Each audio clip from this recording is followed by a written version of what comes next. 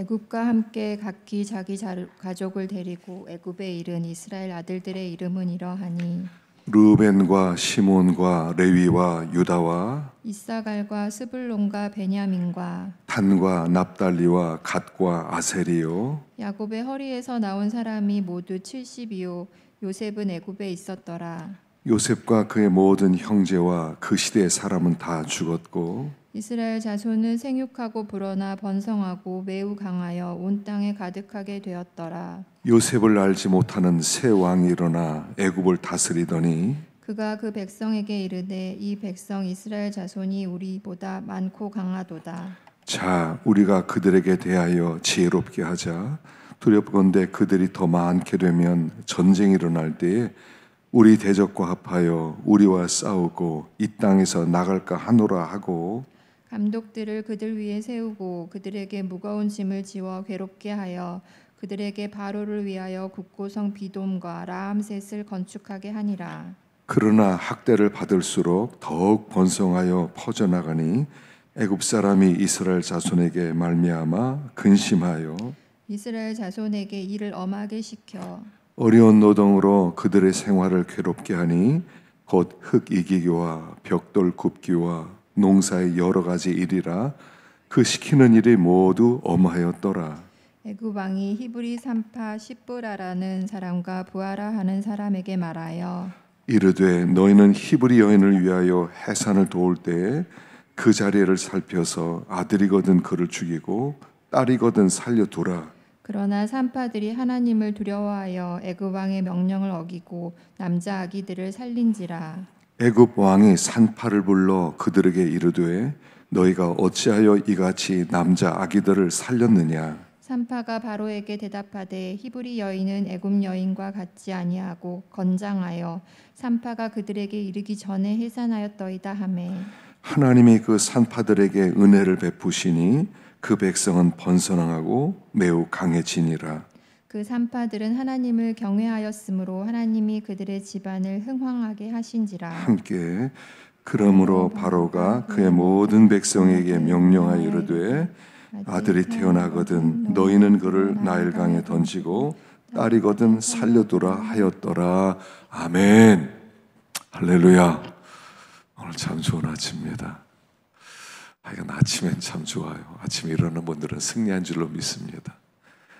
잠을 이기는 게 얼마나 어려워요.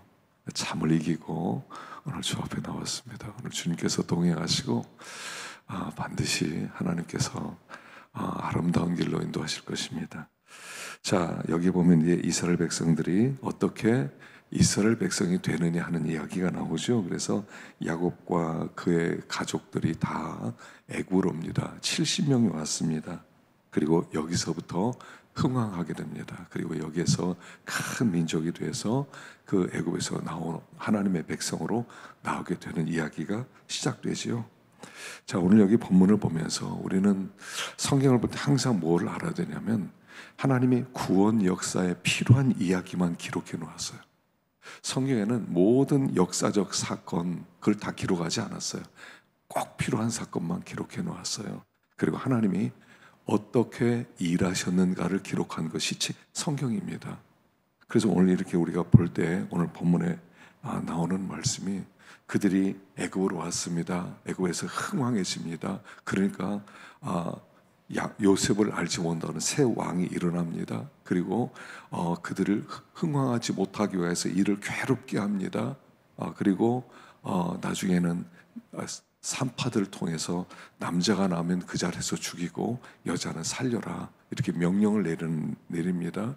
그것 또한 통하니까 이제 남자애는 아재 법을 내려서 나일강에 아이는 남자는 던지고 딸은 살려두라 이렇게 말씀을 하셨다는 게 쭉 나옵니다. 자, 이 모든 일이 하나님의 구원 계획 속에 일어난 일이라는 거예요. 요셉을 알지 못하는 새 왕이 일어난 것도 하나님이 세우신 것이고 또 흥왕하게 한 것도 하나님이 하신 일이고 또 그들을 괴롭힌 것도 하나님이 구원 계획 속에 있었던 일이고 남자는 죽이고 여자는 살리게 한 것도 하나님의 계획 속에 일어난 일이고 다 하나님의 구원 계획 속에 일어난 일이라는 거예요. 자, 우리가 이거를 늘 알아야 되는데 그냥 이 역사가 그냥 우연히 막 흘러가는데 흘러가는 것 속에 하나님이 어떤 특별한 일만 하셨다는 게 아니에요. 전 역사를 하나님이 주관하고 있다는 거예요. 하나님이 허락하지 않고는 그런 일이 일어날 수가 없어요. 요셉을 알지 못하는 새 왕이 일어나게 한 것도 하나님의 구원 계획 속에 있었고, 또 그들을 흥하게 한 것도 하나님의 구원 계획 속에 있었고, 또 그들을 괴롭힌 것도 하나님의 구원 계획 아래 있었고, 이 모든 것들이 하나님의 구원 계획 아래 일어나는 일이라는 거예요.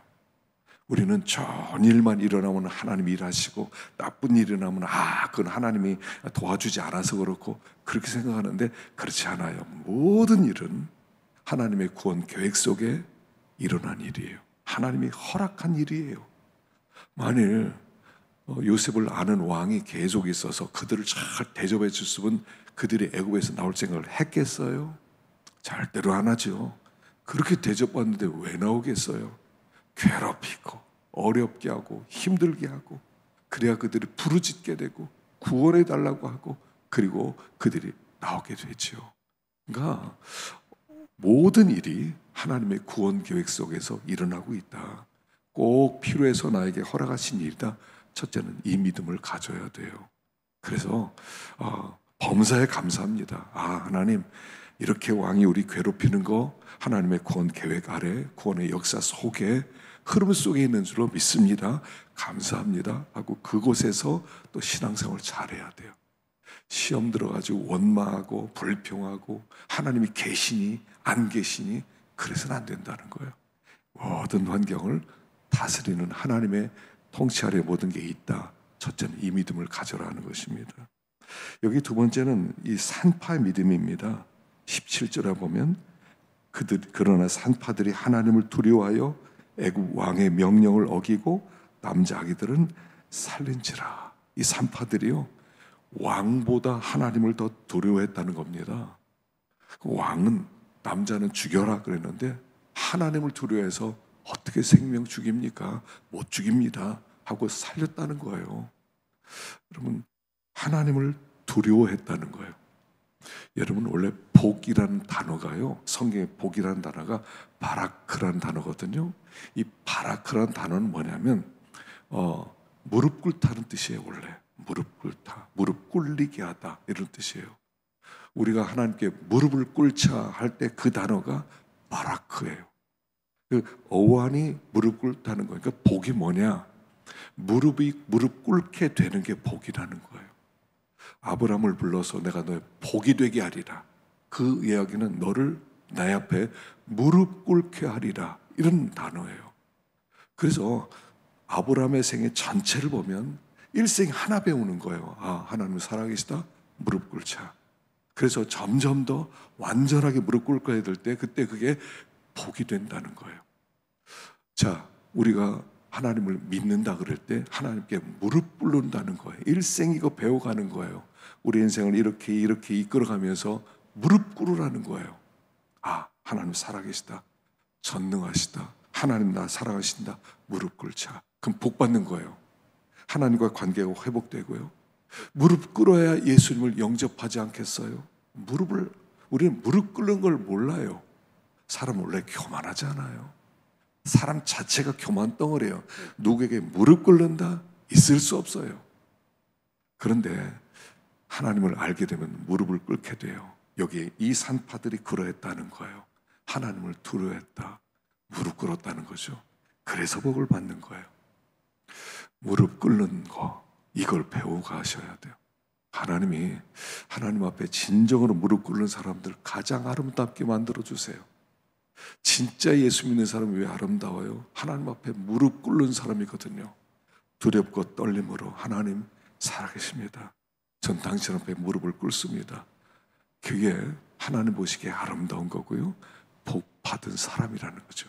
그래서 이 히브리 산파들이 왕보다 하나님을 더 두려워하고 그 앞에 무릎을 꿇었더니 그 가정을 흥왕하게 하셨다 하는 것입니다. 그래서 오늘도 하나님께 무릎을 꿇고 하나님을 두려워하면서 섬기는 것입니다.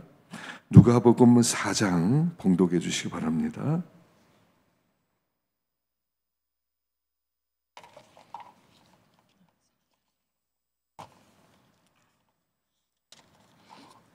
예수께서 성령의 충만함을 입어 요단강에서 돌아오사 광야에서 40일 동안 성령에서 이끌리시며 마귀에게 시험을 받으시더라.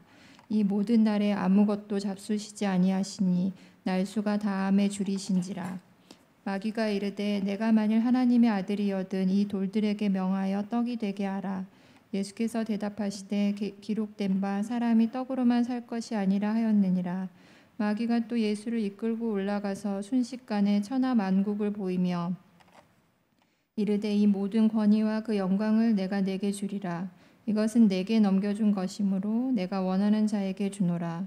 그러므로 내가 만일 내게 절하면 다 내 것이 되리라. 예수께서 대답하여 이르시되 기록된 바 주 너의 하나님께 경외하고 다만 그를 섬기라 하였느니라. 또 이끌고 예루살렘으로 가서 성전 꼭대기에 세우고 이르되 내가 만일 하나님의 아들이여든 여기서 뛰어내리라. 기록되었으되 하나님이 너를 위하여 그 사자들을 명하사 너를 지키게 하시리라 하였고 또한 그들이 손으로 너를 받들어 내 발이 돌에 부딪히지 않게 하시리라 하였느니라. 예수께서 대답하여 이르시되 주 너의 하나님을 시험하지 말라 하였느니라. 마귀가 모든 시험을 다한 후에 얼마 동안 떠나니라. 예수께서 성령의 능력으로 갈릴리에 돌아가시니 그 소문이 사방에 퍼졌고 친히 그 여러 회당에서 가르치심에 못사람에게 칭송을 받으시더라. 예수께서 그 자라나신 곳 나사렛에 이르사 안식일에 늘 하시던 대로 회당에 들어가사 성경을 읽으려고 서심해 선지자 이사야의 글을 들이거늘 책을 펴서 이렇게 기록된 데를 찾으시니 곧 주의 성령이 내게 임하셨으니 이는 가난한 자에게 복음을 전하게 하시려고 내게 기름을 부으시고 나를 보내사 포로된 자에게 자유를 눈먼 자에게 다시 보게 함을 전파하며 눌린 자를 자유롭게 하고 주의 은혜의 해를 전파하게 하려 하심이라 하였더라. 책을 덮어 그 맡은 자에게 주시고 앉으시니 회당에 있는 자들이 다 주목하여 보더라. 이에 예수께서 그들에게 말씀하시되 이 글이 오늘 너희 귀에 응하였느니라 하시니 그들이 다 그를 증언하고 그 입으로 나오는 바 은혜로운 말을 놀랍게 여겨 이르되 이 사람이 요셉의 아들이 아니냐. 예수께서 그들에게 이르시되 너희가 반드시 의사야 너 자신을 고치라 하는 속담을 인용하여 내게 말하기를 우리가 들은 바 가버나움에서 행한 일을 내 고향 여기서도 행하라 하니라. 또 이르시되 내가 진실로 너희에게 이르노니 선지자가 고향에서는 환영을 받는 자가 없느니라. 내가 참으로 너희에게 이르노니 엘리야 시대에 하늘이 3년 6개월간 닫히어 이 땅에 큰 흉년이 들었을 때에 이스라엘에 많은 과부가 있었을 때 엘리야가 그중 한 사람에게도 보내심을 받지 않고 오직 시돈 땅에 있는 사렙다의 한 과부에게 뿐이었으며 또 선지자 엘리사 때에 이스라엘에 많은 나병 환자가 있었을 때 그중에 한 사람도 깨끗함을 얻지 못하고 오직 수리아 사람 나아만 뿐이었느니라. 회당에 있는 자들이 이것을 듣고 다 크게 화가 나서 일어나 동네 밖으로 쫓아내어 그 동네가 건설된 산 난떨어지까지 끌고 가서 밀쳐 떨어뜨리고자 하되 예수께서 그들 가운데로 지나서 가시니라. 갈릴리의 가버나움 동네에 내려오사 안식일에 가르치심에 그들이 그 가르치심에 놀라니 이는 그 말씀이 권위가 있음이러라. 회당에 더러운 귀신 들린 사람이 있어 크게 소리질러 이르되 아 나사렛 예수여 우리가 당신과 무슨 상관이 있나이까 우리를 멸하러 왔나이까 나는 당신이 누구인 줄 아노니 하나님의 거룩한 자니이다. 예수께서 꾸짖어 이르시되 잠잠하고 그 사람에게서 나오라 하시니 귀신이 그 사람을 무리 중에 넘어뜨리고 나오되 그 사람은 상하지 아니한지라. 다 놀라 서로 말하여 이르되 이 어떠한 말씀인고 권위와 능력으로 더러운 귀신을 명함에 나가는도다 하더라. 이에 예수의 소문이 그 근처 사방에 퍼지니라. 예수께서 일어나 회당에서 나가사 시몬의 집에 들어가시니 시몬의 장모가 중한 열병을 앓고 있는지라. 사람들이 그를 위하여 예수께 구하니 예수께서 가까이 서서 열병을 꾸짖으신데 병이 떠나고 여자가 곧 일어나 그들에게 수종드니라. 해질 무렵에 사람들이 온갖 병자들을 데리고 나오매 예수께서 일일이 그 위에 손을 얹으사 고치시니 여러 사람에게 귀신들이 나가며 소리질러 이르되 당신은 하나님의 아들이니이다. 예수께서 꾸짖으사 그들이 말함을 허락하지 아니하시니 이는 자기를 그리스도인 줄 알미러라.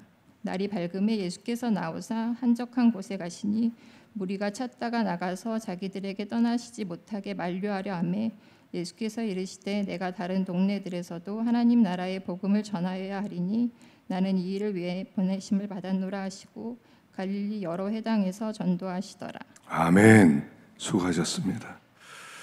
자, 이 앞부분에는 예수님이 시험 받은 이야기가 나와요. 세 가지 시험이 있습니다. 마태복음에도 동일한 그런 시험 이야기가 있죠. 그러니까 예수님께서 이스라엘 백성들처럼 이스라엘 백성이 광야를 통과한 것처럼 예수님도 광야를 통과하셨다. 근데 이스라엘 백성이 받았던 그 모든 시험을 예수님도 똑같이 받으시는데 그들은 실패했지만 예수님은 이 시험을 잘 통과했다 하는 그런 말씀을 하고 있습니다. 그래서 시험은 세 가지입니다. 첫 번째 시험은 뭐냐면 돌로 떡을 만들어 먹어라 하는 거죠. 여기 항상 마귀가 뭐라고 하냐면 네가 만일 하나님의 아들이거든 이게 들어가죠.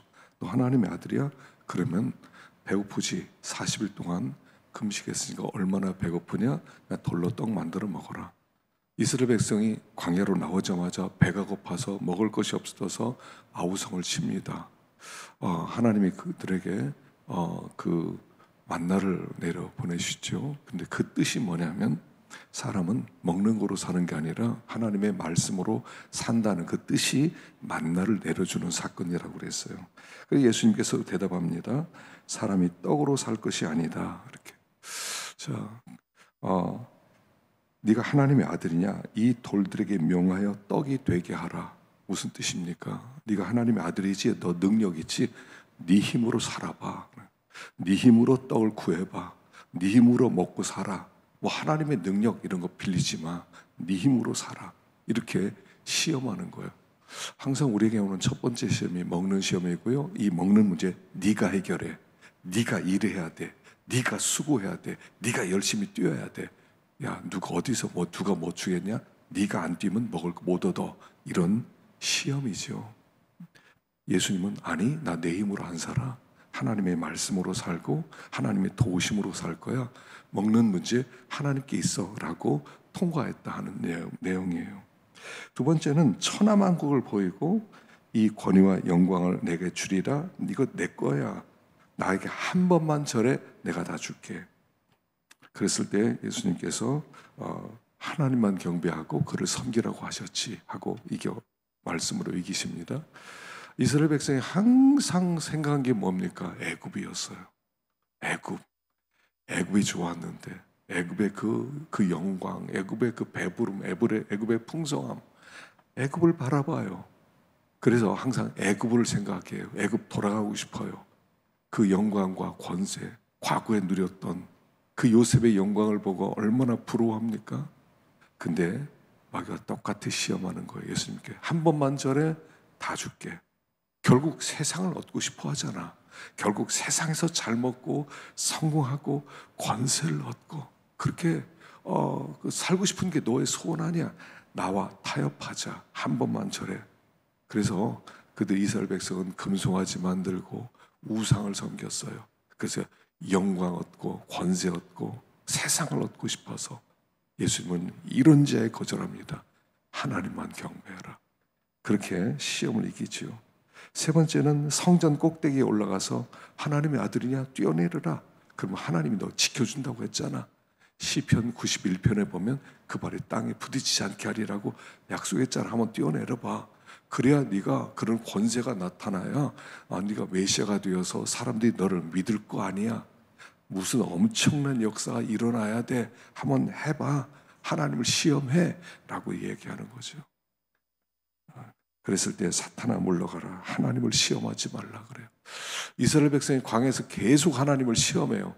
만일 하나님이 살아있으면 우리 고기 줄 거야. 광야 한번 식탁 한번 차려보세요. 한번. 광야에 식탁을 멋지게 차리세요. 그럼 믿어드릴게요. 하나님 이런 병에서 고쳐보세요. 그럼 하나님 믿어드릴게요.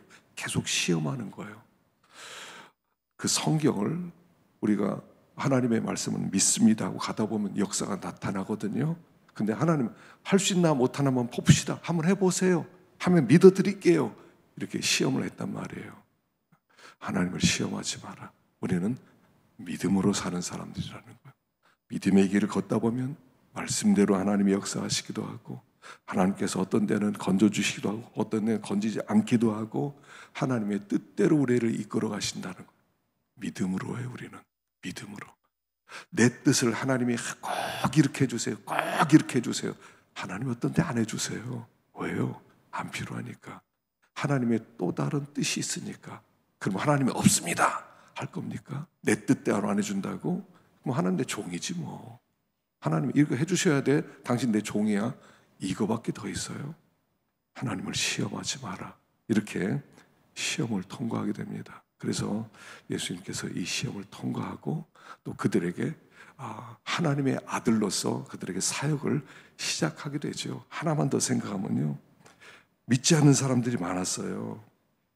회당에 있는 사람들이 아니 그 저 예수 우리 동네 요셉 아들 아니야? 그 동생 어머니 마리아고 애 동생 네 명이나 있잖아. 뭐 그거 메시아라고 그래? 그렇게 예수님을 받아들이지 않으니까 예수님께서 하신 말씀이 여기 사르밧 과부 이야기하세요. 나만 장군 이야기하세요. 엘리야 때 과부가 많이 있었는데 엘리야는 하나님이 엘리야를 사르밧 과부에게 보냈다. 시돈 사람이다. 이방 사람이다. 그리고 엘리사 때 나병 환자가 많이 있었는데 나만 아람의 나만 장군만 고침을 받았다. 무슨 뜻인 줄 알겠느냐? 하나님이 이스라엘 백성에 안 보내셨고 그들에게만 보냈기 때문이다. 하나님께 부름받은 사람은 반드시 영접하기로 있다. 너희들이 영접하지 않은 걸 보니까 복음과 관계없는 사람이다. 이렇게 선언을 하는 거예요. 왜 복음을 안 받아들여요? 때가 물론 안 된 것일 수도 있지만 하나님이 그에게 보내지 않았어요. 그를 부르지 않았다는 거예요. 화내는 거예요. 우리를 버렸단 말이냐 하나님이. 우리 삶을 가만히 보면요, 말씀을 받아들이냐. 사르밧 과부에 가서 나에게 떡 가져와라 말씀 받았을 때 이게 신앙이에요. 아무것도 없는데 너 나를 그대로 받아들여라. 그게 구원이에요. 그래서 하나님의 보냄받은 사람은 말씀을 받는다는 거죠. 나만 장군도 게지바에가 와서 우리나라의 엘리사에 가면 고침받을 것입니다. 이걸 믿고 거기로 가는 거예요.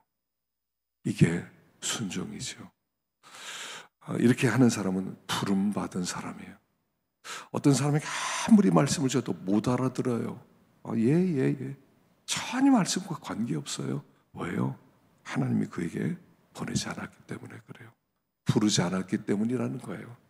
부름받은 사람은 반드시 응답한다는 거예요. 그래서 오늘 우리 하나님의 말씀을 들을 때 말씀을 딱 붙들고 또 순종의 길을 걸어갈 때 하나님의 일하심, 또 하나님의 구원의 은혜, 살아계신 하나님의 영광, 우리에게 주신 영원한 기업, 이런 것을 누리며 살게 될 것입니다. 오늘도 믿음으로 승리하기를 축원합니다. 기도하겠습니다.